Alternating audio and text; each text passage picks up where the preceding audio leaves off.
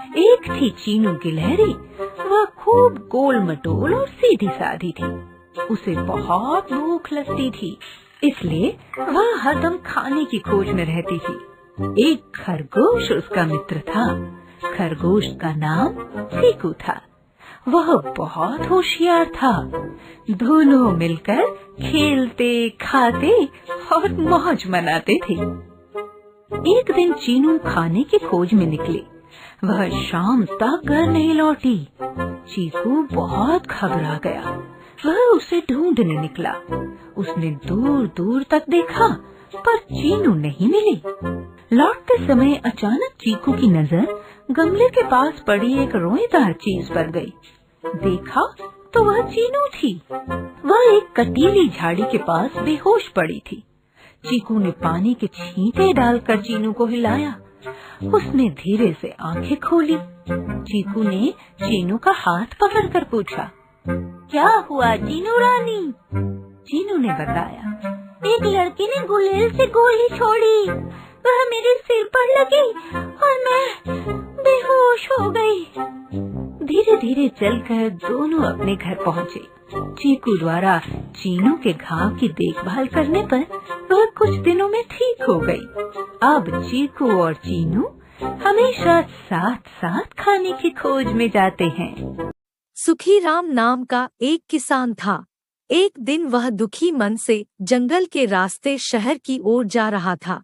रास्ते में अचानक डाकुओं ने सुखीराम को चारों ओर से घेर लिया। सुखीराम अपने आप को घिरा देखकर भयभीत हो गया। डाकुओं ने कड़क आवाज में कहा, तुम्हारे पास जो कुछ है उसे हमारे हवाले कर दो। यदि ऐसा नहीं करोगे तो हम तुम्हें गोली मार देंगे। सुखीराम सोचने लगा कि इस घने जंगल में उसे किसी की मदद नहीं मिल सकती, इसलिए लाचार और दुखी मन से सुखीराम ने पोटली डाकुओं के हवाले कर दी। फिर वह अपने घर की ओर जाने लगा। डाकुओं के सरदार ने पोटली खोलकर देखा तो उसमें गले की चेन और अंगूठियां थीं।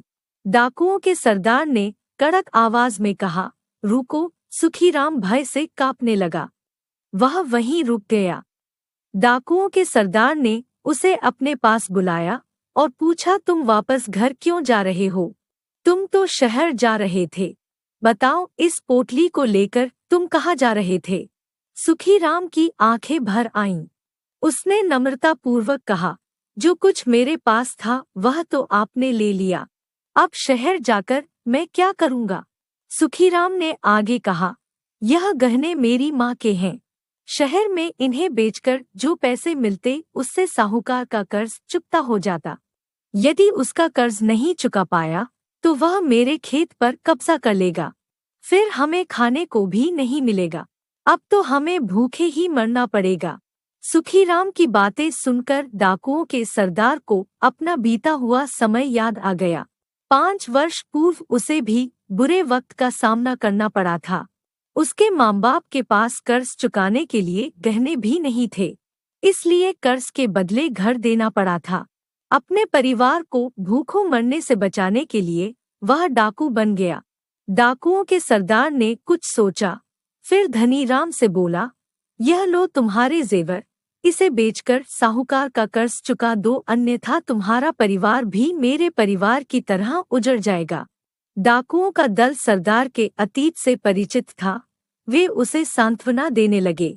सुखीराम ने श्रद्धापूर्वक डाकुओं की तरफ देखा और शहर की ओर चल पड़ा। जाते हुए डाकुओं के सरदार ने बड़ी आत्मीयता से कहा, भाई, अगर कभी भी भूखा प्यासा सोना पड़े तो सो जाना, पर कभी भी कर्ज मत लेना।